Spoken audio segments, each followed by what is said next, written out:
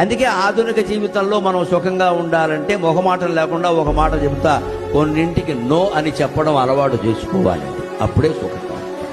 మొహమాటానికి పోవద్దండి, no అని చెప్పాలి. ఎంత దగ్గర మిత్రుడైనా సరే, సొంత బావమరిదైనా సరే, ఏమనుకోక బావా అని చెప్పాలండి. అంతేగాని బావమరిది కదా అని వాడి నోటు మీద మనం బెళ్ళ పెట్టి సంతకం పెట్టేసి మనం హామీ పెట్టామనుకో, శ్రీమద్ రమారమణ గోవిందో హరి.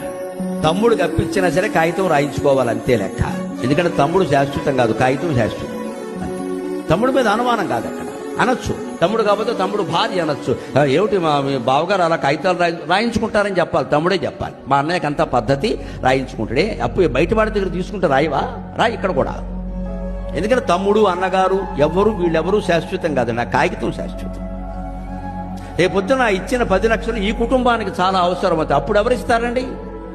తమ్ముడు ఉండొచ్చు, ఉండకపోవచ్చు. ఎవరు చెప్తారండి? అన్నగారు ఉండకపోవచ్చు. ఎవరైనా అబద్ధం ఆడొచ్చు. పరిస్థితుల మీద ఆధారపడి ఉంటుంది ప్రపంచం అంతా. శాస్త్రాల మీద ఆధారపడి నడవదు, పరిస్థితులు అండి. పరిస్థితులు ఎవరినైనా మాయ చేస్తాయి.